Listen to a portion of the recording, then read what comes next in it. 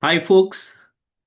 So it's not even 48 hours since you completed the CLAT, and we'll peruse through the questions and get an understanding of those who have done it, okay, as to what happened, traverse through the whole journey, and those who are going to prepare for CLAT in the forthcoming year.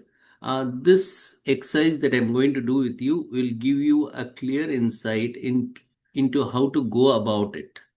So first we look at the first section. If you're ready, you can also have your paper and pen with you as I walk you down the lane and you'll be able to see over here. Now, the first question, there is a particular word and this word is, let me write it down, electrocardiograph, right? And if you check out the number of letters, there are about 18 letters over here, 1 8, right? Perfect. And now they're asking you to do a particular activity in that. And what's the activity? They say take the first half of the letters and reverse the order. And then you are asked to work on the next step. And the next step is to identify the last but one letter of the original word and place it in the very beginning. And after you've done that, the finishing touch is you add the letter S. So you look at it. So you take the first 9 letters. Okay, it stops with A. And then you've got these are the last 9 letters. So now first step, you have to reverse the word. So you make it ACORTCELE,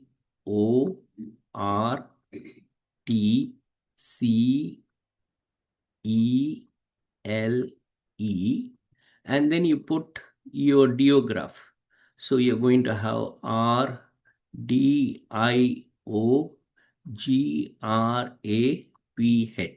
But there is one more instruction. They say the last but one letter P, put it in the front, and then put an S at the end. That's it. Now, what is the letter in the middle? So when you look at it, there are 19 letters now because you added S.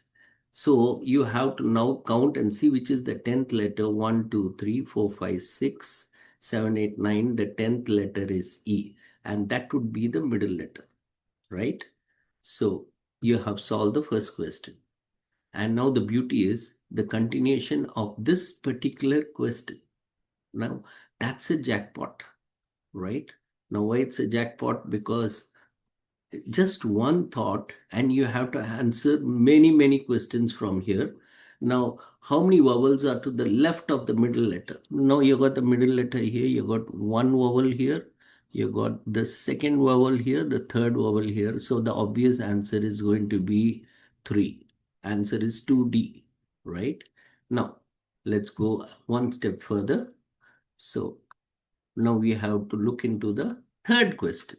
The third question is nothing but a continuation of this. Which of the two letters will be adjoining, vowels will be adjoining each other? Adjoining means they come next to each other. Now, next to each other, I can obviously see I and O come together as a family. So, this would be the third question, 3B. And then let me go to the next one. Which vowel will have a consonant to the left but a vowel to the right? Now look over here, I and O. I has got O to the right and D to the left. So a straightforward answer. So I is the hero over here, right? Now let's move on to the next question. Now when you move on to the next question, there are letters sandwiched between two vowels. Okay. So let's see who are the guys who are stuck between two vowels. So I see here C is stuck between A and O. And C comes here. So obviously L also should be there. So you need not check, but if you do that over here, ELE, so 5B has got to be the obvious answer. Now let's move on to the sixth one. I think this is the last question in this pack. So uh, which letter is prefixed after the first half is reversed? Now already they given an instruction, take the last but one letter and put it in the front. So the champion here is P. Now, anyone worth their salt should get a 6 on 6 over here, correct? Okay. Now, let's move over to the next one. Now, this is a beautiful story. So, anybody who has got donned the Sherlock Holmes hat and wants to get into criminal investigation, become a criminal lawyer, this should be like hot knife cutting through butter.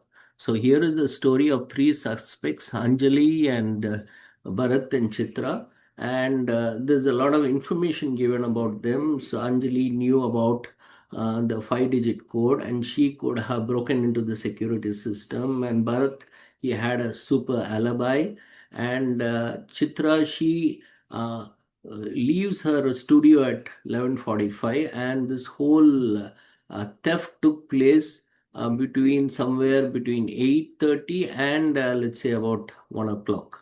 Okay, and there is a watchman here, and there are queues also because there is a silver button found where the theft took place, and Anjali had similar buttons to that.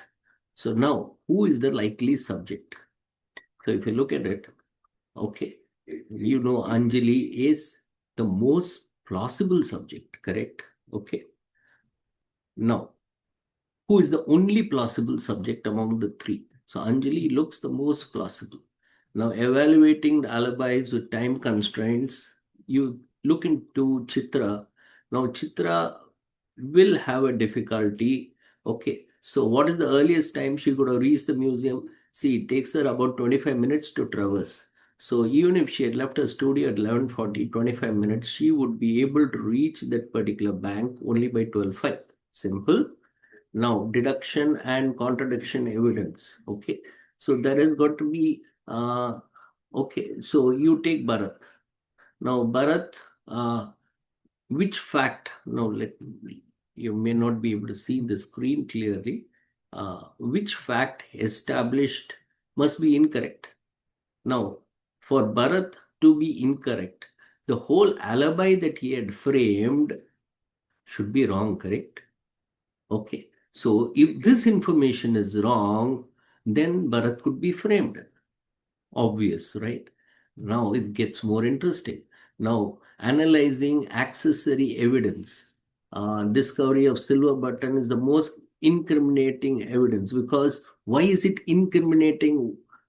Now, Anjali will have a tough time explaining this.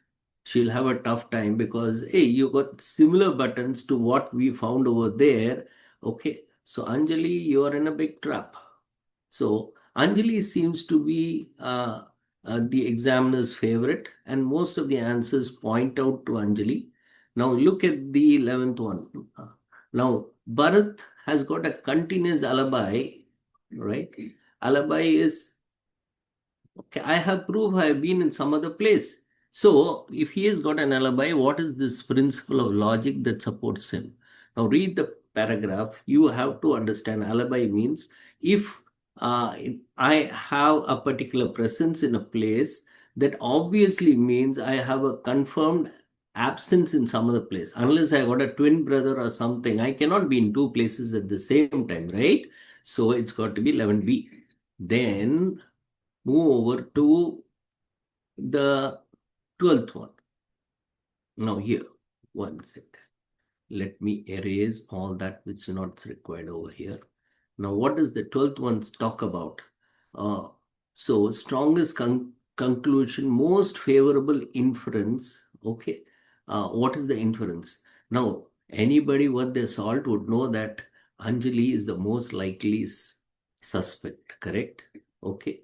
And Bharat and Chitra don't stand that much of a chance. Then coming to the 13th question here, a necessary condition for Chitra to have stolen. So for Chitra, her story starts only at 12:05. So let's look at Chitra. She need not know the five-digit code. Okay. She left the graphic studio before 11:45 to have stolen. Now, Chitra, we know she left at 11:40. Now, this whole theft, had it happened before 1 p.m., that means there is a very strong likelihood that Hey, between 12:05 and 1 o'clock, where were you, Chitra? Can you tell us where were you? Right? Because, and if Chitra is not able to provide some evidence for that, then there could also be a suspicion cast on Chitra, correct? Now, this was the question. Till now, you have answered 13 questions. Doesn't it look like a piece of cake? Now, let's look at the next set. Now, this next set is a favorite with in logical reasoning for many of the bank exams. Now, when they use the word into, it means some father of, right? When they use division, it means mother of. And when they use minus, before minus there is plus. Plus means daughter of, right? And minus means brother of. Now let's see where the connection stands, right? So now let's play the game here. How is T related to P? Now P is the plus of Q, means P is the daughter of Q. So Q is the mother and P is the daughter. Okay. Sorry. P is the daughter of Q. Sorry. Daughter of Q. Q need not be the mother. And Q minus, and Q is the brother of R. So Q is the brother here of R. His daughter is P. And R is the mother of T, is the mother of T. Okay, so this proves that uh, P is the descendant of Q and T is the descendant of R. Therefore, obviously they have to be cousins. Do you have cousin? No. So it's got to be none of these, right? Simple stuff. Now, just make a simple drawing over here, and it should all happen within 30 seconds to 60 seconds. And hey presto, you should be able to get the answer. Now let's take a shot at this one. 1 second. Yeah. So you got all the four choices on board, and with four choices on board, let's go through it. Now, where is R the wife of P? Now, let's look at P is the father of R. P into R is the father of R. Bullshit, man. So now P is R is the wife of P. Now P is the mother of T. So here definitely R is the wife of P. It's not a same-sex marriage. So P has to be the husband, right? So here, how can P be the mother? Then P is the mother of R. Okay, so that also is not possible. So this should be the answer, but quickly, if you want, you can check up. Okay, so P is the father. Yeah, P is the male, the father of T, and T is the brother of Q. Okay, and Q is the daughter of R, which means they're all in the same family, and P being the male and R the female, R is the wife of P. So this has got to be the obvious answer, right? Now, done. You can just run through it. Look at the next one. Now P into T, blah, blah, blah, blah, and they want to know what is the connection, how is P related, R related to P. Okay, now P happens to be the father of T. So T comes below P, and P is the father, right? And T is the mother of Q. So T is the mother of Q. Okay, so you got the third generation here. And Q is the daughter of R. So R, how is R? So R is now the father of Q, is a male. He is married to T, who is the daughter of P. So these two are like father-in-law and son-in-law, correct? So how is R related to P? He is the son-in-law. Done. Right? Now, over to the next one.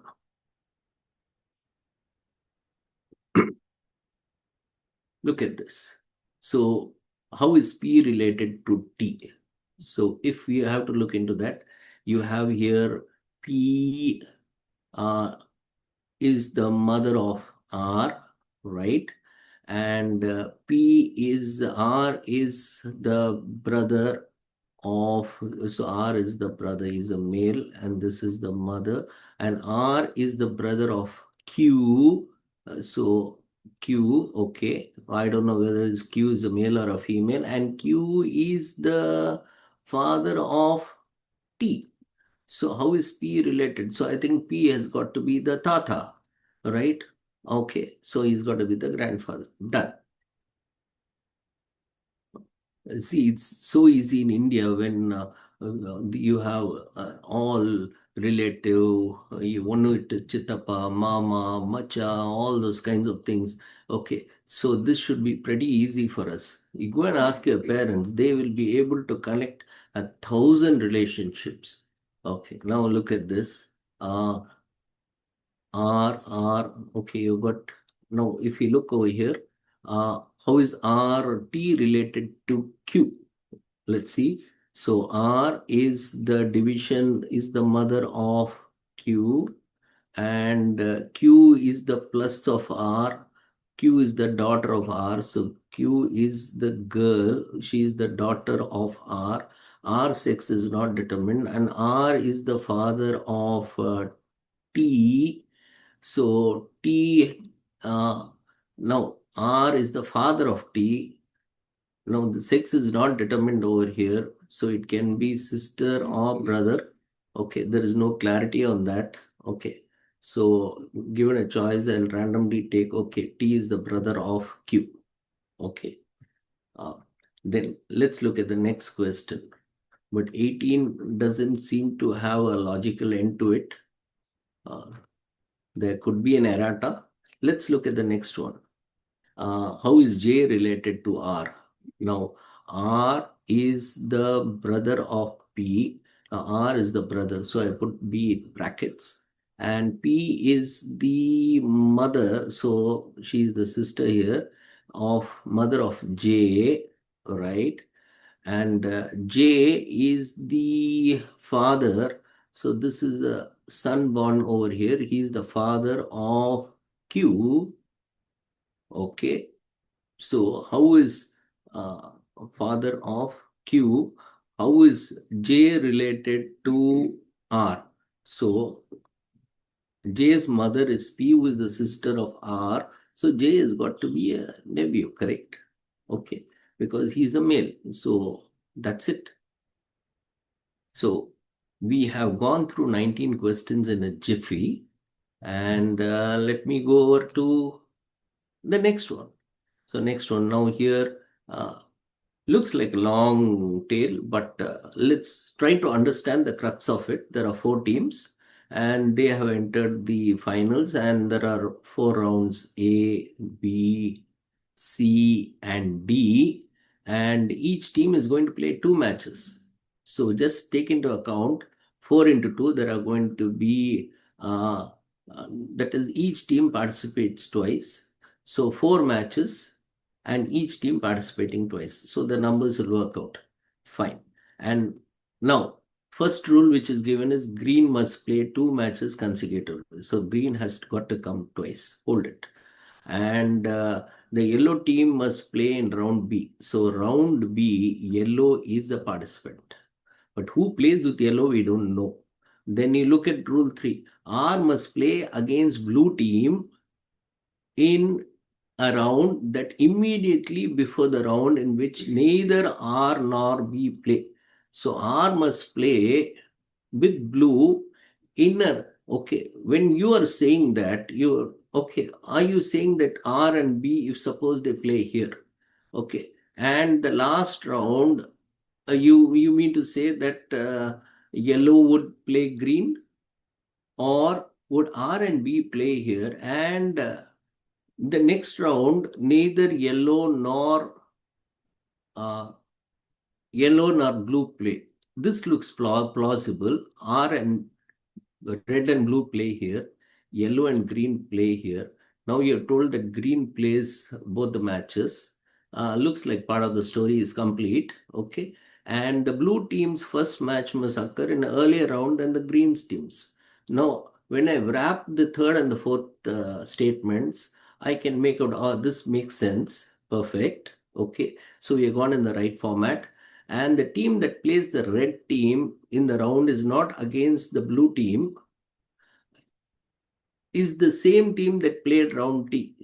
Okay. So the team which is playing the red team, uh, okay, in the round that is not against the blue team is the same team that plays round 3. So it is not playing the blue team, it is playing the red team in round 3, which obviously means round 2, blue and green play each other. Now, this being the story, now you have to answer the questions over here. Which of the following rounds does green team play in? Green is going to play in round B and C. So this is the obvious choice. Now, we move further.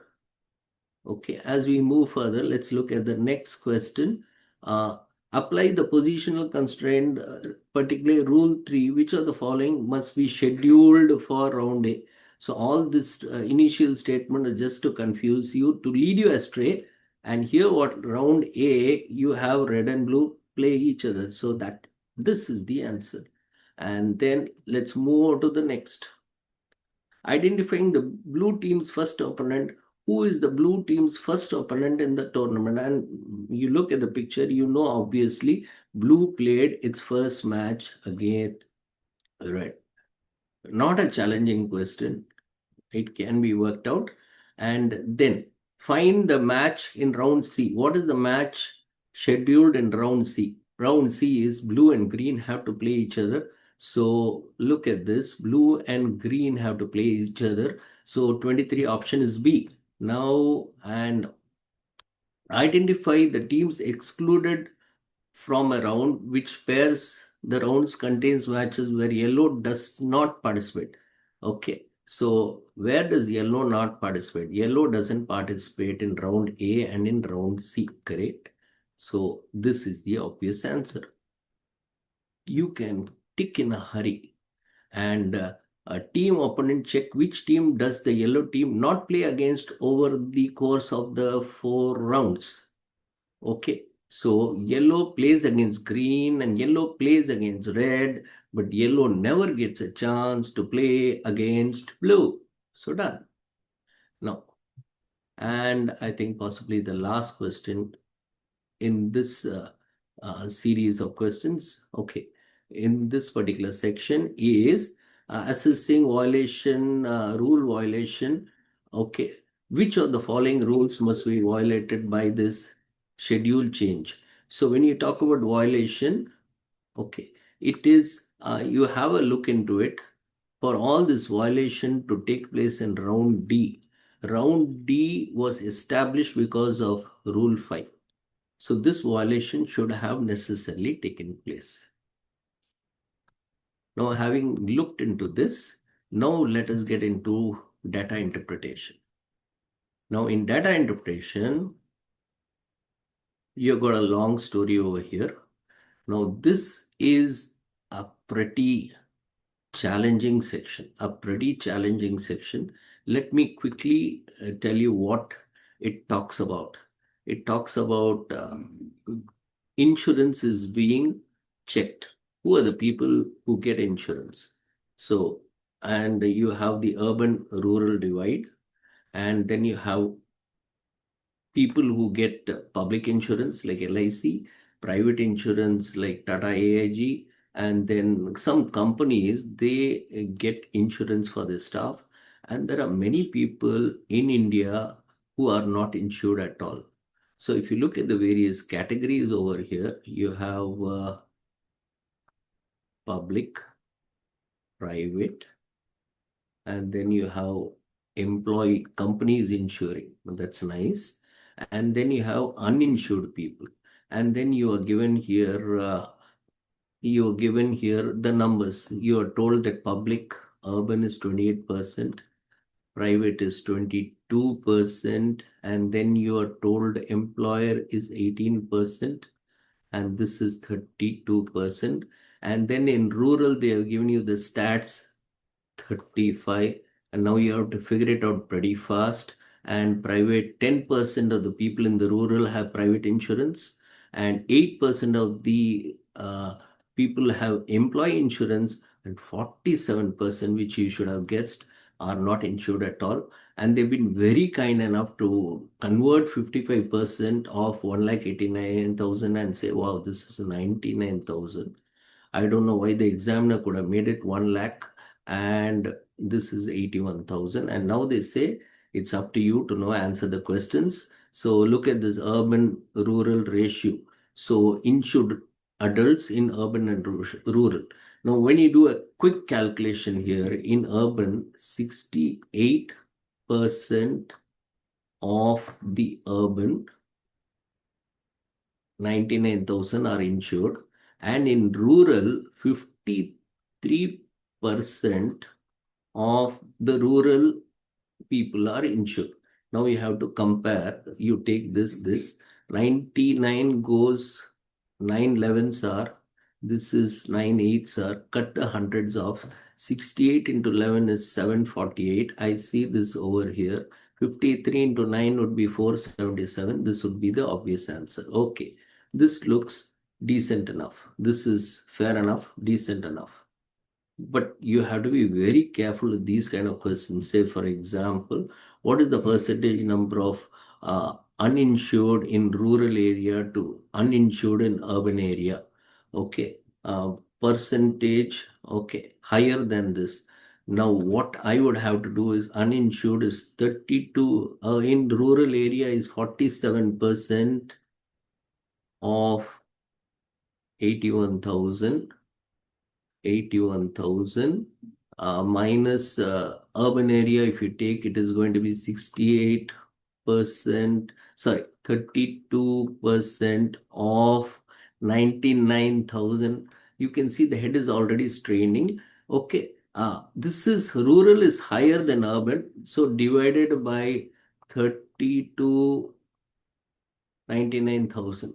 Now I'm not given a calculator also. I'm asked to find out and see all these answers. The bandwidth of the answer is from 18.75 to 25.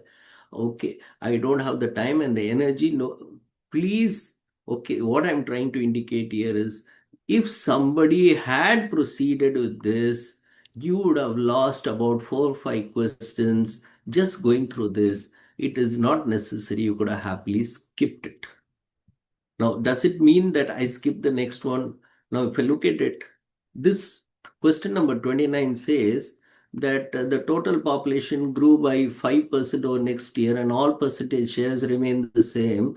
What is the additional privately insured people? Now, that should be simple because if you take 22% of 99,000 are privately insured in urban, and 10%, 10 is a nice number to calculate, of 81,000 are privately insured. Now, if you do a quick math and see, you cut the zeros off here, 990 into 22, it should be 21,780 plus 10% of 81,000 is easy to calculate, 8,100. You total both of them, you get 29,880. I hope I'm right. Now, this has grown by 5%. I know 10% of this, I cut the zero. For 5%, I divide it by 2. So I get almost 1494. Already that's over here. So this is the answer. This is okay, fair enough. So this we can definitely, we can take a shot at it and calculate. Okay. For those who are number buffs, this does make a lot of sense. Okay, why not go ahead with this? Now, let's look at the next question. The total number of employees covered, okay, total number of employer covered adults. Now, if you take employers, do a quick math here. 18% of this 99,000 urban people are covered by employers, and similarly 8% of 81,000 are covered by employers. Now, how would I do it fast? I take these numbers here. 18% of 99,000, or I would do one thing.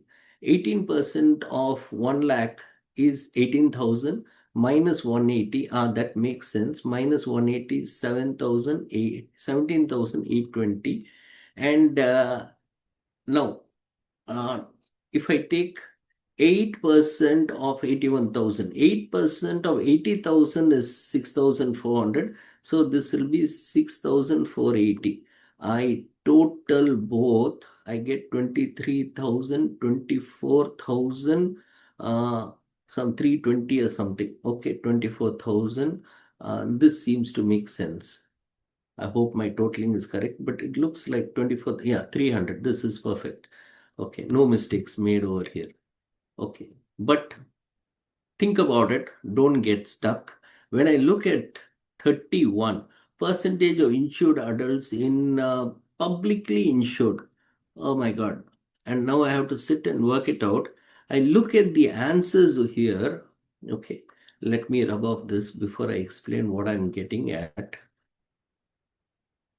Now, for heaven's sake, I hope you have not answered this particular question, because see the range bar 48.5, 52. The total range is 3.5%, and I have to sit and calculate 28% of this thing, 99,000, and 35% of 81,000. Get that number divided by 1,80,000 into 100 and then figure this answer. No, not now, not now. I can possibly do it after the exam, right?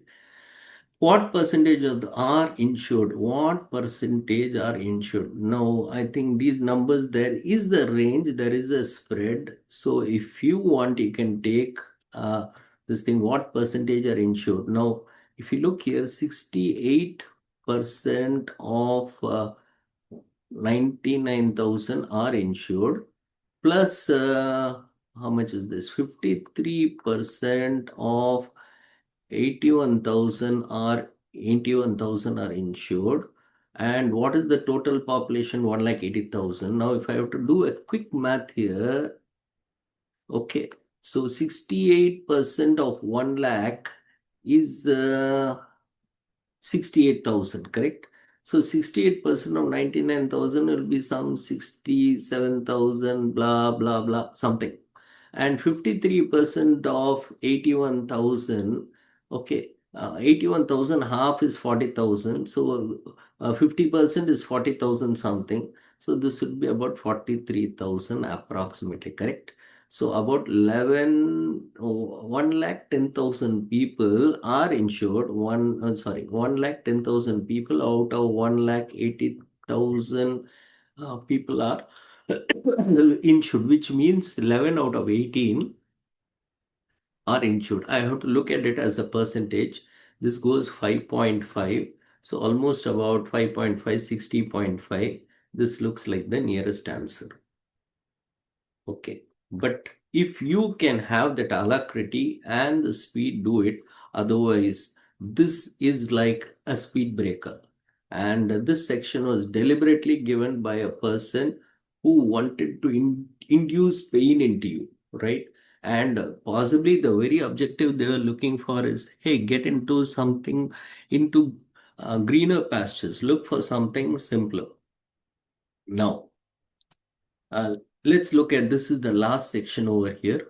There seems to be a lot of data given, but when you look at it calmly, in a very calculated manner, you got Q1, you got Q2, you got Q3, you got Q4, and here you're given the breakup for coal, gas, hydro, solar, wind, and the total. Wow. Similarly, it's done for all the quarters. And there is a word here, renewables is obviously hydro, solar, and wind, right? And fine. So what is the total annual generation? When you talk about total annual generation, let us, for differentiation, put a different color: 5,000, 10,500, 16,000, 6,000, 22,000. Straightforward. Done. Okay. Now, let's move over to the next one. Uh, the total, so let's remove the clutter here. The question now is the overall renewable share is closest to. Now they want to know the renewable share numbers. So you know the total is 22,000. Now you have to quickly, you have to total the renewable share numbers. Now I know the total is 22,000. Keep that in the back of your mind because you already calculated that. Renewable, we start 900, 1,600, 2,000, uh, 3,000, 3,800, 4,400, 5,200, 6,200, 6,900, 7,800, sorry, 8,900, 9,750, 9,750 as a percentage. Now you have to check out for this. Okay. Now, how do we do it quickly? Oh, you got all answers in 40s. So I cannot take any shortcut here. I have to find it out. Okay. Only thing I know, let me take this off. This zero, this zero, this zero. And if I do a quick 975 divided by 22, 22 into 44, 968. So 44 point something, right? 22 into 44, 968, correct. Okay, so we have seen this. Okay, nice so far. Oh, now let's move further. The quarter with the highest renewable energy share. The quarter with the highest renewable energy share. Now, you have to do a quick percentage calculation over here. Look at this. 900, 1,600, 400, okay, out of 5,000, 2,000 out of 5,000 is 40%. Now, next, 1,800, 2,400 out of 5,500, 5 by 9, what? Almost about 43.2%. Okay, why? Because 2,400 into 1.8 will be 432. Now, then move over here, you have uh, 2,500. That was 2,400. This is 2,500. So this should be slightly more, 44. Now take the next one. 2,000 plus 2,850 by 6,000. 2,850 by 6,000. 1.66. 1.66. This will be definitely more than 46, 47%. So good news is the fourth quarter is able to generate maximum renewable energy. I think they're making progress. So the quarter, no, the quarter with the highest renewable energy is Q4. Done? Okay. Next, we move further. The carbon policy reduces coal by 10%, and that reduction is equally shared by wind and by solar and wind. The new solar is going to be how much? So what is happening over here? When was this? Q4. So Q4, you had coal was 2,300. Out of that, 230 is taken off and is equally shared between some solar and wind. Okay. So solar will get along with 900, it will get another 115 extra. So solar would be 1,015, correct? Okay. So let's look at this 1,015. Perfect. Perfect. Now, the annual gas to hydro generation is how much? Again, calculation. Is your mind fresh enough? Gas to hydro generation. Annual. So first let me look at gas here. Okay.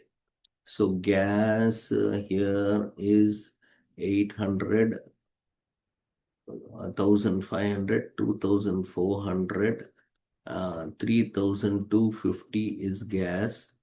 Hydro 900, 2,000, 2,800, 3,900, 3,900, cut, cut. Okay. And both the numbers go in 5. This is 65. This is 78. And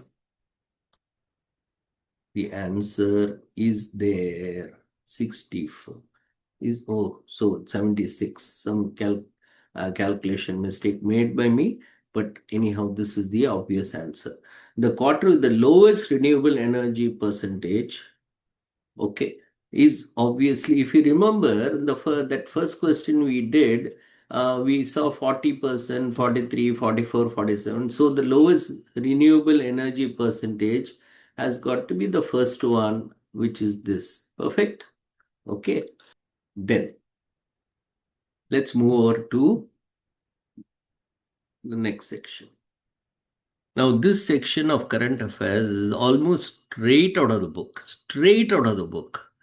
And every coaching center worth their salt would have definitely made the students walk through the entire path. Now, look at this. I think any Tom, Dick, and Harry will know that the percentage tariff levied was 50%, right? Okay, nothing, no guessing to be done here. And the reason why Mr. Trump was cheesed with India was because of the energy ties we have with uh, Hindu Rus by Russia. Okay, then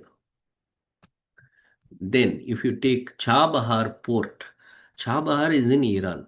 Okay, why all this big deal about Chabahar port is because this Pakistan has got this port, Gwadar port near Lahore, and Pakistan, what they have, okay, and they have shaken hands with China. Now, India does need a counter, right? Okay, so for this, they need a counterbalance, and that is why this Shah Bahar port becomes significant, and we seem to have lost that also. Now, why do you have an H-1B visa? Now, anybody goes to US, right? You would have had your friends or somebody from TCS go to US. So they don't go as an exchange visitor. Okay, they don't go on an employment visa. They don't go as an immigrant. No way are they immigrant. They are non-immigrants. And why are they going there? Because some US company has hired them temporarily for that particular period. And there has been a lot of hangama and humdrum, okay, because the tariff, the charges for H-1B visa has really skyrocketed. Fine. And what is MAGA? MAGA is Donald's favorite word, is making America great again, as though sometime back it was not really great. Okay. And we talk about MEGA, making India great again. Okay. Straight out of the book. Cool. And then you look at this, you could have breezed to it, and there's no point in reading the passage. Now, here is something on chess, and you don't have to read the passage to know where chess really started. Shatranj ki khiladi, Chaturanga, it was started in India. And who was the first grandmaster, right? Definitely, you know, it's not Gukesh. Now, there may be a confusion with these names because they all belong to yesteryears, but it's our man who started it, right? He was the one who created the chess revolution in India, and who is the first official chess uh, grandma champion, right? Vishwanath Anand was recent. Before him, you had Gary Kasparov. Then you had before him Victor Korchnoi, Boris Spassky, so on and so forth. And America has only one person who has a claim to fame, and he became the world chess champion once. But there's a hue and cry about it, like never before, never after such a genius will be born. But chess championship started way back. So the odd man out here is Mr. William Staines, right? And go and ask your parents. They will tell you about the first time ever this AI, this machine, beat a man. It defeated a man, and that too in chess. They never thought this was humanly possible, machinely possible, and the name of the machine is Deep Blue. Okay. The next question. will be all fresh in your memory because you all know this happened in Baku, Azerbaijan. So the clear-cut answer here is Baku, Azerbaijan. So the next passage was also you answered in a jiffy, right? It was just a walk in the park, as Ravi Shastri would say. And now the next question talks about Pahalgam. Okay, tell me who wouldn't have discussed this? Who wouldn't have guessed that this kind of a question will come in the examination? And don't tell me it's Punjab and all. It's got to be Jammu and Kashmir. And where is that Atari post? I'd been there recently when I'd gone to the Wagah border, and that is in Amritsar, right? And because Amritsar, you have the army cantonment there, right? And make it a point in your life to go and see the Wagah border march. Now, which of the following doesn't belong to the SARC group? Now, SARC group definitely, Afghanistan has to be there, Bangladesh has to be there. You may be confused between this, okay, but Mauritius is a far off place, right? So Mauritius doesn't come in this list. Now, who is a persona non grata? Imagine you're having a chill out on Saturday and some unwanted guest walk into your house. How do you feel, right? So, it's not an untrustworthy person, it's not an ungrateful person, it's an unwelcome person. Who asked you to come, and why do you want to spoil my life? So, is a persona non grata. Means I'm not grateful for having this fellow here. Now, Indus Water Treaty was between India and Pakistan, and all this signing and all that between Indira Gandhi and Mr. Bhutto, it happened in the presence of the World Bank, right? And this treaty right now is in questionable waters. Look at this. Which of the following is not a tributary? Again, straightforward, because everyone, Tom, Dick, and Harry will tell you it's Ravi, Bias, Chenab, Jhelum, Sutlej. And the odd man is Tapti, because Tapti and Narmada, they are like twins and they flow into the Arabian Sea. Done. Okay. Cool, cool, cool. Now look at this one. This talks about SCU. There's a lot of discussion on SCU. Okay, so you should have been updated over here. And the Prime Minister, he intends to promote cultural understanding. And the next presidency of SCU is Kazakhstan. And my students went through this whole section. Hopefully, they remember it. Okay. When the Abhimanyu movement came and they were able to come out in flying colors. Now, the Prime Minister of India supports uh, the Chaba. Where is this located? Simple question. We already discussed about this, Iran. And which of the following countries is not a member of SCO? Now, they've given you a pretty easy guess because uh, Myanmar has already got military junta issues, okay, and it's run by the military. There were a lot of talks about Aung San Suu Kyi being arrested. So you won't find Myanmar really involved in the political map of the world. So that's the answer.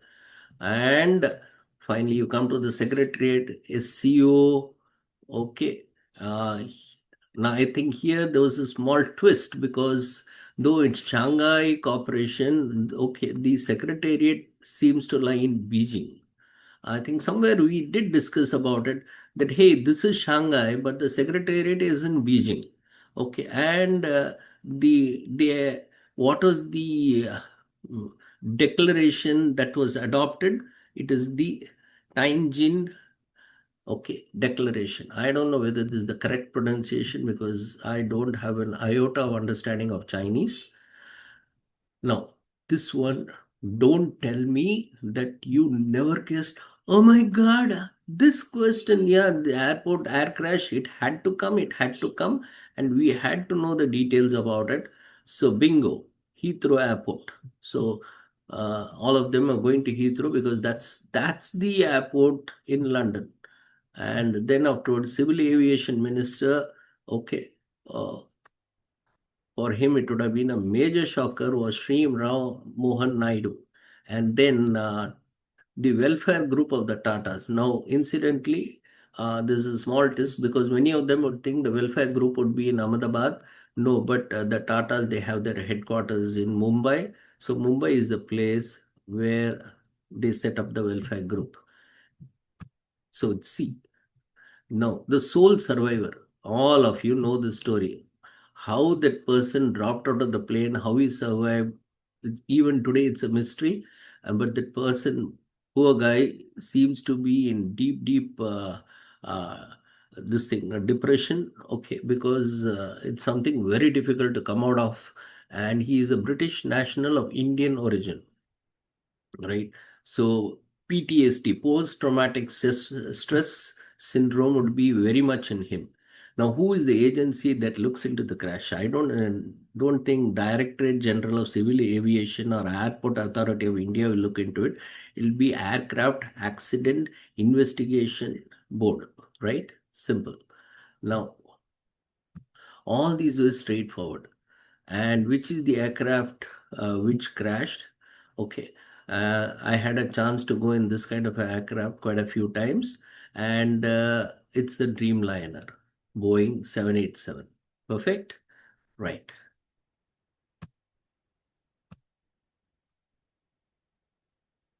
Now we move over to the next section. And this section, uh, actually, what does it essentially talk about? It talks about, hey, we may have 28 states, but isn't it high time we had one nation, one polling, one nation, one tax, one nation, one ration card, one nation, one subscription for education program, and one nation, one elections. So that's the whole idea of this passage.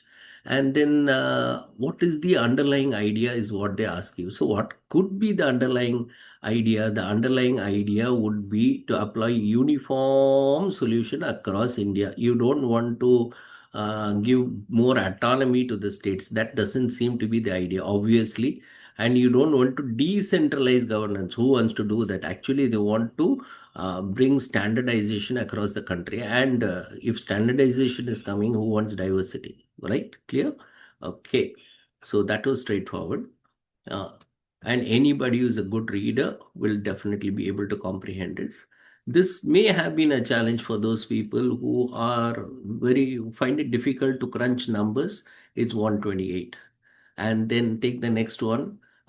We are talking about simultaneous elections. This is an idea which was recently mooted. So how could Sarkaria Commission, which way back was looking into center-state relationship, come into the picture? Nor could Panchi Commission, which talked on the same stuff, come into the picture. Or Justice Verma, because this was there during the UPA regime, and now you have the India regime. But this date seems apt. Therefore, Law Commission of India looks like the right choice. Now, get into the next one. In the next one, a high-level committee is constituted to examine the policy of one nation, one election. The committee, okay, who could have headed that committee? Now, again, you go by the process of elimination, you look into it. Uh, Srimati Draupadi Murmu, President Madam, came only in recent years. Pranab Mukherjee was way back. He was there during the UPA regime. Jagdeep Dhankar was the vice president. Now, but this should be within the purview of the president of India, and the president just before Madam Draupadi was Sri Ramnath Kovind, and under his tutelage, this whole policy was looked into and examined. Now GST again a sitter. This is the 40% is the sin tax. This is the standard tax, and this 5% is the least GST levied. So this answer would have been 71, and everyone knows this, right? Your neighbor also knows it. Now, the objective of one nation, one card scheme, why have this one nation, one card? You have so many people who come from the north, who come from northeastern India, Bihar, and all those places. Now, they need to get the ration here also. So, let's have a scheme to help these migrant laborers. That was the basic idea, because they have come all the way to earn a livelihood because they find it difficult to get a job in their states. Let's support them by providing them food over here. Now, this passage talks about preamble and the constitution, how the preamble was formulated, right? And who drafted the preamble?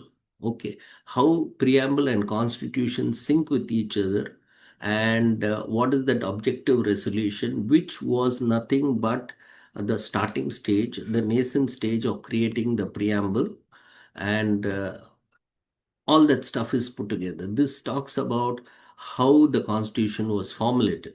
Now, so when you look into this, so those people who did grind their axe, they look into it. Uh, you would say they are not framed independent of each other. They were shaped in light of each other, right? So they are not drafted in isolation. Or you cannot say no relevance. They are connected to each other. Straight away, it's given over there. The earliest draft of the preamble emphasizes on what? It emphasizes on what is it? It talks about somewhere, if you let's retrace our path, let's look back. So when we retrace our path and look back, see over here, where is it? Where is it? Yes, yes, yes, yes, yes. Now, I'll just read the lines.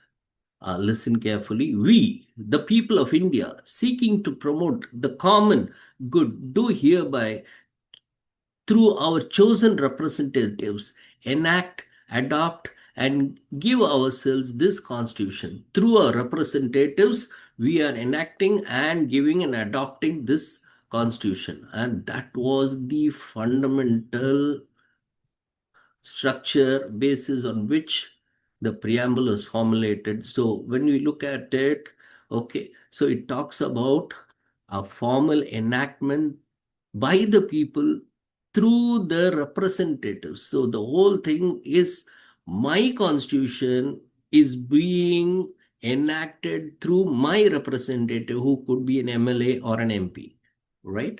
Now, which of the following is not enshrined in the constitution? Enshrined, shrine is the place where you go and pray to God and all that. It is not there in the constitution. Now, who said the preamble doesn't have status and equality of opportunity, doesn't have liberty, doesn't have fraternity? But here, we are concerned with legal matters, but we have no business to look into making ethical decisions, or people make moral decisions, right? That's the choice of the people. Okay, so constitution doesn't come into whether you smoke or drink or whatever. So this 75C is the obvious answer. Now, 76. Which has been rightly arranged according to the preamble of the Constitution.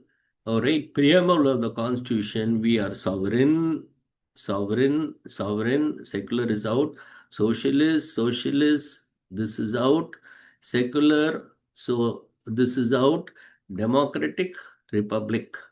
So A is the obvious answer. And preamble of the Constitution, it is directly out of the passage, the objectives resolution. And then we go into the role played by Sir B. N. Rao in making the constitution. Okay, now I think here there was a small twist. And what is the twist? He was not the president, he was not the member of the union committee, he was not the chairman of the drafting committee. I don't think there was a drafting committee, but he was the advisor to the Constituent Assembly. This should have been the answer. Good enough. And it's asked many a time. And the small twist here is, when they put drafting there, he drafted. Oh, you would have automatically guessed, oh, there must have been a drafting committee. No, there was no drafting committee there. Okay. Yes. Okay. Just get a feel of it. And then look into this. What does this talk about? I think this talks about the court. The court says, you, the prime minister or the chief minister, you have a team through which you execute. Now, I believe the team should be made up of good men. It should be made of men who have impeccable credentials. I don't have a right on whether who is the person you should choose, but you should have the modicum of responsibility in picking up your team, okay, and seeing to it that they are not debauched, have ineptitude and turpitude in them. So, on these guidelines, The court cannot disqualify, cannot decide what is good and bad governance. They cannot disqualify a minister. They cannot frame rules. The poor court cannot do anything to that. Court doesn't have a say. They can only indicate. They can say, hey, okay, this is the ethos. This is the way the governance should be done. And it reminds the functionaries that this is your duty, pa. This is what you're supposed to do, right? Okay, so that's how we will be able to run this humongous country. Then, Dr. B.R. Ambedkar, when he made the constitution, what did he think? He thought, come on here, we people, we have this good sense, right? We have the integrity. So we should be able to select the right people who will administer the constitution. And that is what he thought, right? He did think well. Then, right? And the court, while respecting the prerogative of the prime minister and the chief minister, what are they emphasizing? What are they saying? They are saying, hey, select a good team. Okay. They should avoid appointing persons who have moral turpitude, correct? Please avoid picking up people who have uh, absolutely poor, pathetic credentials. Do that. They don't talk about appoint ministers strictly of ruling party. They don't say consult Supreme Court. Okay, they don't say only members of Lok Sabha. They said select good people, man. Select men of character, and women of impeccable credentials. What role does the court assume regarding governance and appointment to the Council of Ministers? The court, it cannot do any review. It has no power to veto. It cannot direct the parliament. The court can only act as a prophet. It can act as a Babaji and tell them, hey, this is your role, man. Right? Select good people and safeguard the constitution. That is the only thing the court can do. Then look at this. Who are the constitutional functionaries and what is okay, and the primary passage primarily refers to who does it refer to? Prime Minister and Chief Minister. Finished.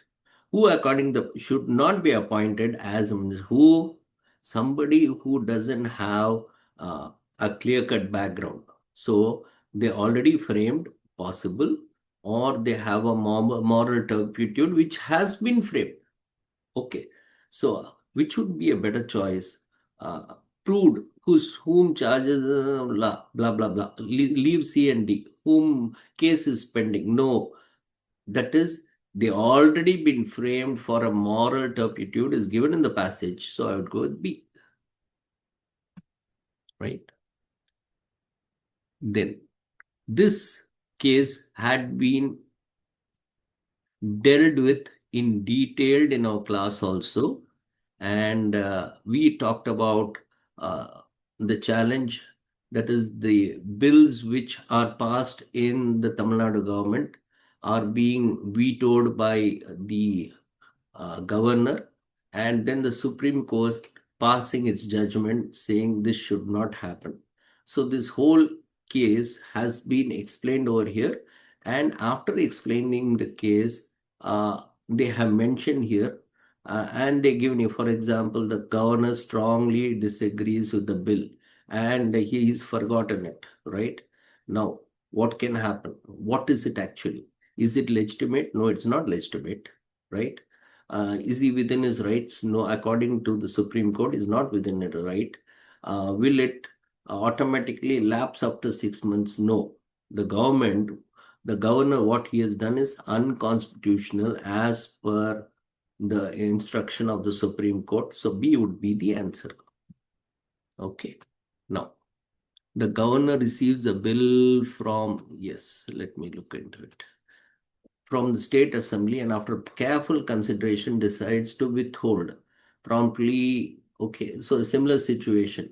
And Assembly then without any change. Without any change, even if they give it the second time, now the governor Even if they don't change it the second time, he has no choice. He has to say, I agree, he has to pass the bill. Finished. So that's what is mentioned, right? Then look into this. Here,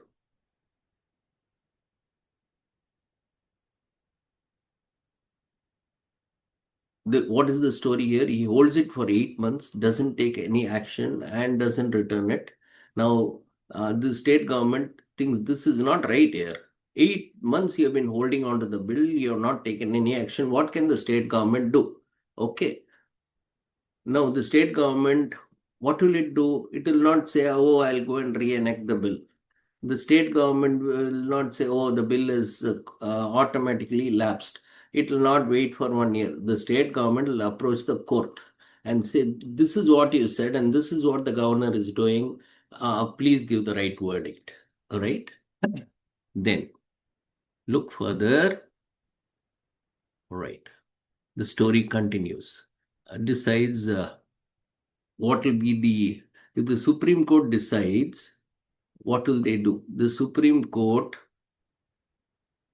would order the governor to reject the bills? No, no, no, no. The Supreme Court would direct the state assembly to conduct a referendum? No, no, no, no, no. They would deem assent the pending, establishing a critical, would deem assent to the pending bills, establishing a critical precedent? Yes. They would, Supreme Court will say, hey, pass the bill, right?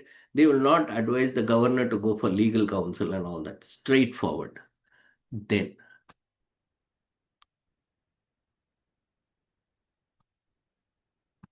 okay.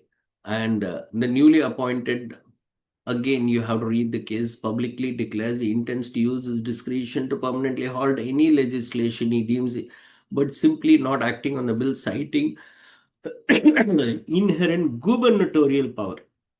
Gubernatorial is, say, for example, Telangana and Andhra, they had to draw a line. Gubernatorial is a line drawn between two geographical locations, two separate powers. It could be between the state and the center also. So, how does this declaration align with the constitutional interpretation of the Supreme Court, right? So the governor's declaration is partially valid. No, no, no. Is valid only? No. It's got to be valid. Is declaration is not consistent? No. The governor's declaration is unconstitutional. He cannot do that. That's it. So this is the same point which is being reiterated in almost every question, that the governor does not have the veto power, right? So now, uh, three courses of action the governor can take. He cannot with veto absolutely, okay, and he cannot withhold assent. He cannot do that. He, okay, can he, right? Withhold assent. Okay, right, right, right. So what would he do here?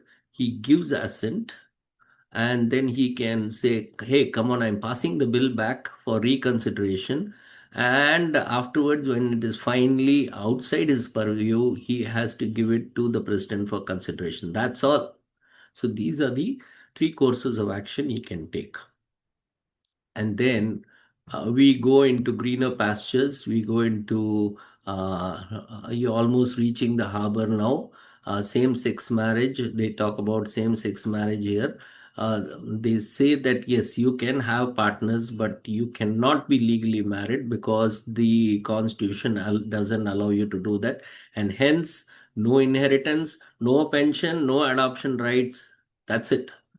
Okay, and now you have some scenario over here, and the first scenario you take is, you got Ramesh and Samir, and they want to have a get married.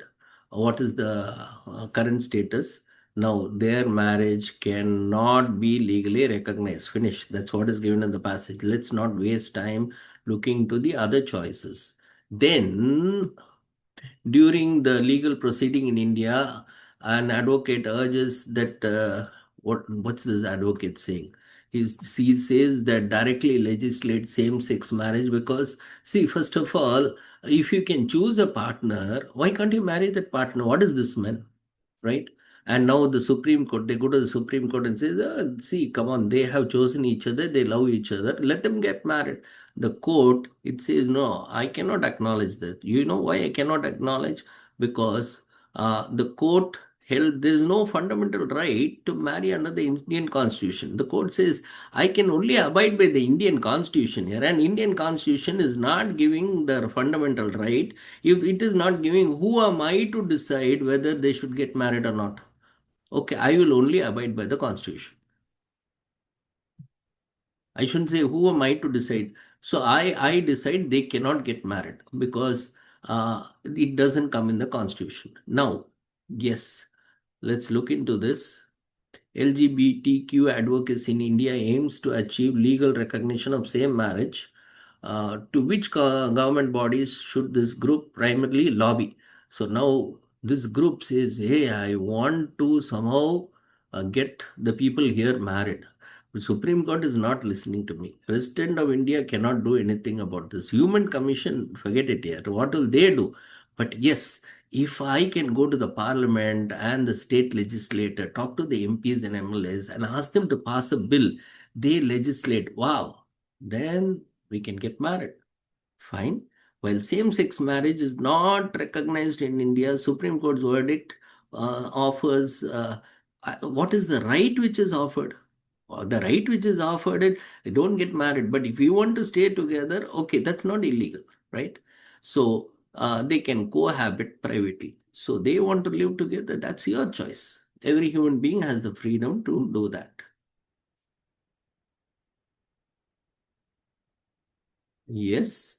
And now here is a story, is a case study of Ramesh and Suresh. They live together and to ensure legal, they have been together for a decade. Now they say, I want legal benefits. I want inheritance. I want pension. And so what will Supreme Court say? Okay, uh, when this kind of an obstacle comes. So Supreme Court will say, first register, no way. They'll say you cannot, therefore, see, you cannot get married, and if you cannot get married, then as per the marriage laws, only if you get married, you are entitled to all these legal rights and all that. Therefore, no legal rights for you. That's it. So these two choices will be irrelevant. Now you got LGBTQ, and then they want to know what is IA. LGBTQ is lesbian, gay, bisexual, transgender. Q stands for queer. Queer. And I would be intersex. A would be asexual. I think it would be that. Slightly confused because ally could also be a choice, but I think let's go with this one. Fine. Now we come to the last section, which shows what prowess you have in English. Now let's come to the breeziest section, and that's English, the language, and we'll peruse through it, go through it in a jiffy. Now, if you look over here, the first passage, it talks about non-cooperation movement and how Gandhiji was able to enroll a lot of political workers and students into it, and with his promise of Swaraj within a year. And it goes further. It talks about when this movement was there, it was not just the students, it is the whole fabric of the country, right from peasants to workers to artisans, all getting involved in this. So there was a consensus. It was a complete consensus on going ahead against the British with absolutely, that is showing uh, no signs of activity at all. Now, here he also mentions one particular point about the poor dumb Indians, meaning to say that even the most downtrodden people, they wanted to participate in this particular movement because people had that ideology within them. And finally, the author goes to say that in spite of the Malabar movement. If you recollect, the Malabar movement took place in Kerala, where the Muslim peasants, they went loggerheads with the zamindars, and in spite of the difference in opinion. So what the author means to say over here is, here there was no religious divide. Oh, there was absolute communal harmony. Okay, and this was the character that moved us forward, and this doesn't seem to be happening today. Today we don't seem to be that kind of a team. So he ends up in a very poignant note after that. Now, what is evident from here? Evident is something which is very clear. So it gained the sympathy of a majority of Indians, correct? Right? And who are the poor dumb millions? Poor dumb millions is not to belittle them or to put them in the pejorative sense. Poor dumb millions are the people who are impoverished, uneducated, but for them it meant a lot of things. It meant non-cooperation meant a big deal for them. Now, which of the statements is true, right? So it's true is okay. There is absolute clarity in this passage. It didn't fail, correct? What is true is there was unity, right? And everyone went hand in glove in seeing to it that this non-cooperation movement worked, right? It's never mentioned that rich and educated kept themselves away, right? So it is out of context. Now let's dive into it even further. What is the main idea of the passage? Now, here, there's a small trick, because towards the end, he says, uh, the non did not give impetus to future movements. That's what the author says at the end of the passage. But that's not the main idea, correct? The main idea, he says, was the Indians realized their potential to fight the British. Yeah, they became fearful of Gandhi, not mentioned. The positive, it was repeated later. No, he says the author goes against that grain of thought. So it is the Indians realized that they had the strength, the potential to fight. And why is that communalism used here? Because you remember in one point he says Malabar. So he talks about religious identity. So it's not caste, it's not regional, it's not secular. Okay. It is against the very thought of secularism. Cool. Now, over to the next passage. And this passage is a brilliant passage. It's simple, it's easy to read, it's lucid, and it talks about humans were almost akin to animals, right? No change in behavior. Nobody even had a uh, could guess that these same humans would be able to today split an atom, blah blah blah, change the genetic code. And then he slightly does a shift where he talks about species and then compares which could be classified as a species and which would not be. So, what can be inferred from this passage? So, what is most significant about human beings? Okay, most significant is uh, they in this passage, what is mentioned is they were not able to distinguish themselves from the environment. Okay, so they're just like a chimpanzee or any other animal. Okay, so there was no like, oh, big evolutionary divergence took place. We became complex, we made conscious attempt. All these things, okay, were not mentioned in the paragraph. Then look at this. In this passage, incognizant. Cognizant, you would have heard of CTS, cognizant technologies, knowledge. Incognizant is being totally unaware. So they were unaware of their potential. This is how human beings were. You and I were to start with. And imagine what all we are doing today. So, which of the following best explains why humans did not initially stand out among other offsprings? Why they didn't stand? Who mentioned in this passage that they had fewer offspring? Humble. Okay. They didn't. Okay. And they are not no tools. Okay. Nobody mentioned tools or they lack genetic capacity and suddenly we developed an extra gene. Okay, we were not unique compared to animals, and that's why we couldn't stand out. Then, which determines do animals belong to the same species? Now, they mentioned that a donkey and a horse are not the same species, though because they give birth to an offspring, a mule, the mule is sterile. But a dog, I think the bulldog and the cocker spaniel, they belong to the same species because they produce a fertile offspring. Perfect. Good. Now, the passage explains the concept of species classification. You would have enjoyed reading the passage, and the author would have given a beautiful analogy by comparing horses with donkeys and bulldogs with spaniels and explaining, okay, comparing and contrasting them. And that's how we understood, aha, this is what a concept of species classification means. That's it. Now, let's jump over to the next set of questions. And here's a beautiful passage where they talk about 1953, just 50 years back, right? Freedom was almost unheard, and people didn't have political and civil rights. And it was unheard of in Arab Middle East till the Arab Rising took place in 2008 or so. Now, and then afterwards, Huntington, he talks about what the wave of democratization coming in. How did that happen? This happened, he says, because of uh, education, political changes, technological changes. People travel to various places, okay, and if they didn't like a government, they would go away from there, and so on.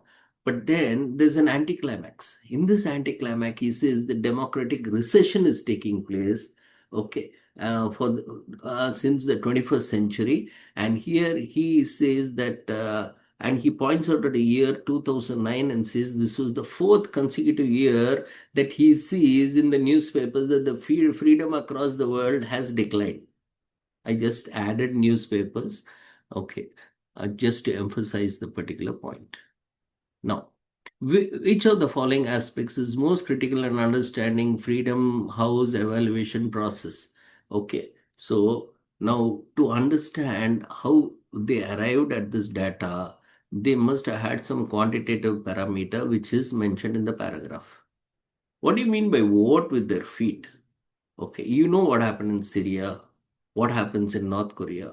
People don't like the governance over there, or they don't prefer the authoritarian regime. What do? They migrate to other countries, right?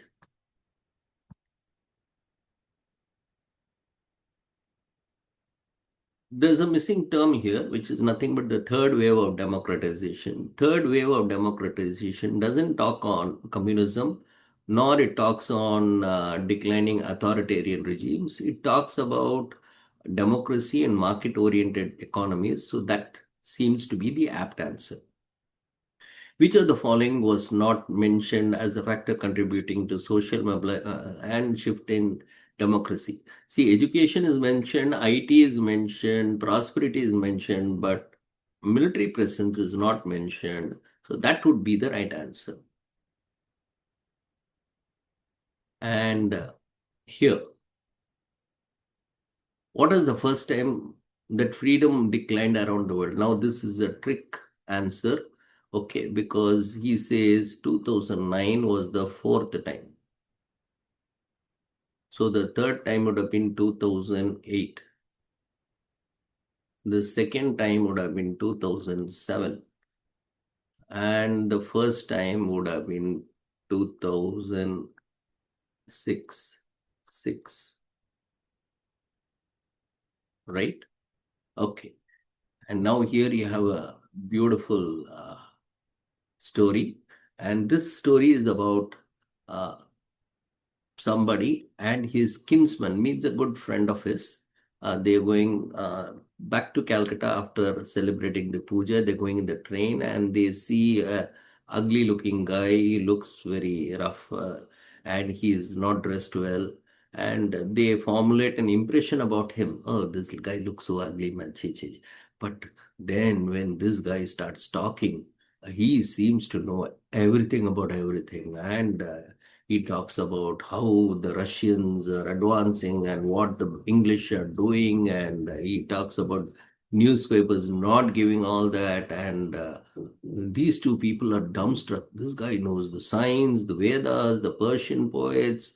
He knows everything about everything. And his author's friend, he is absolutely in raptures.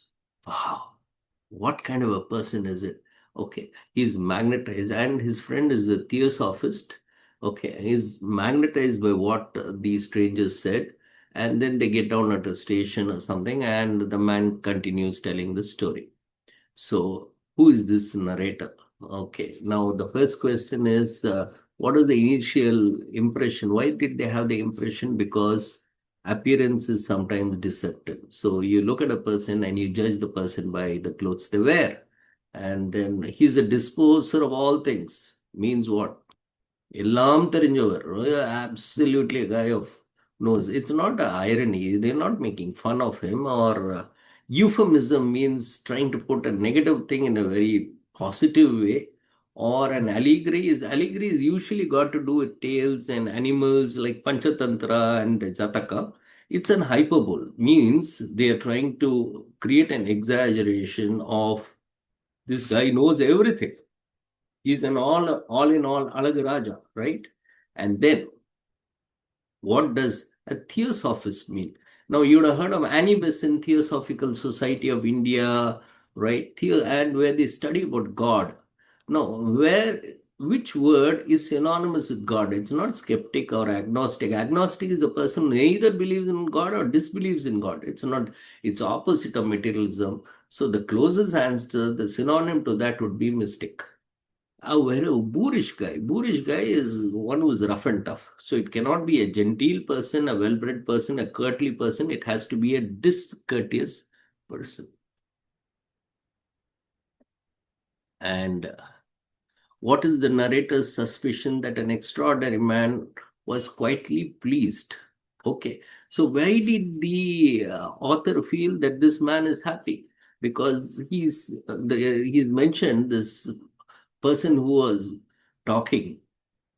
Okay, he seemed to be deriving satisfaction by impressing and influencing others. Okay, don't you sometimes do it? You exhibit your knowledge and people listen to you, they are in raptures, how good you feel about yourself, right? Okay, yes. And then we go over to the last passage. Now, this passage, uh, you should go through a book called The Animal Farm, and this book was written by George Orwell. Yeah, George Orwell, the same person who wrote 1984. Okay. He seemed to be a foreteller, a prophet, a future thinker, right? And this tale is about the animals in the farm protesting against the farmer Jones.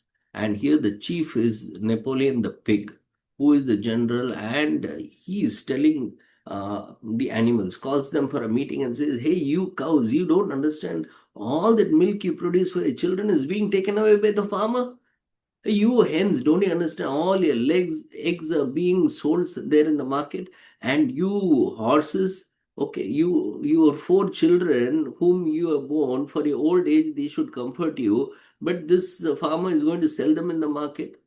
Can't you understand where your life is going?" Right? And for that, you get absolutely nothing. And you take my story, I've got over 400 children. He must have been a busy pig, right? And ultimately, they're going to make pork out of me, right? And this is what is going to happen to all of you. And you, dog, you think you can celebrate your life. You, dog, you don't understand. You will be sold to somebody who will cut your throat, and though humans will not eat you, fox and hounds will eat you. This is what is going to happen. This is going to be a very end. Now, if somebody talks to you like that, do you think that person is a very detached person, or a very humorous person, or an admiring and celebratory person? No, he is a critical, somber, resentful, and is evoking awareness and outrage. When you listen to this, your blood boils. Right? Okay. Don't you feel like reading the book now? This, yes. Now look over here. The speaker frequently contrasts animals' work with human gain, literary technique. So what is it which tries to connect animals and human beings? Just the Panchatantra stuff. It's allegory, right? And then look over here. Who is a knacker? So knacker is mentioned in the paragraph. Now the knacker takes the dog for what? Because dog is not something which is fit for human consumption, right? But the knacker will dispose the dead or unwanted animals. He'll throw them away, and that's his business. So the dog ultimately goes to the knacker. What a sad tale. And the last question, right? It talks about the whole passage, slaughter, drowning, knacker, is being repeated. Why is this being repeated? Okay. Is it to give an account of animal husbandry, or is it to say animals are subservient, or to indicate values animals? No, it's to show, evoke emotional outrage and highlight the brutality of exploitation. Oh, okay. It talks about that story. Sounds similar to Yuval Harari's Sapiens, right? Okay, but this is a story, and Sapiens really brings out the facts. So we come to the end of this whole journey, 120 questions. And I do believe that every section was decent enough. Okay. It was not challenging, though the speed is the key. Speed and accuracy are the key. But two things we have to know is, one is we have to be good with the numbers. Numbers, I'm not able to write over here. And the next thing is practice the art of reading. Politics or literature or science or sports or arts or crime or religion, business, bureaucracy, adventure, royalty, whatever be the subject, agriculture, economics, read. Okay, because the one who practices the art of reading, the reader is the leader, right? And we are going to Trichy Plus, we are going to work on a lot of reading workshops for CLAT students. We are going to drown them in books. We show them a huge collection of books, because once you get inundated with that stuff, then the leader in you comes out, because you become an erudite person who will be able to then conquer the world, okay, give justice to the people, and bring the best lawyer or the best judge out in you.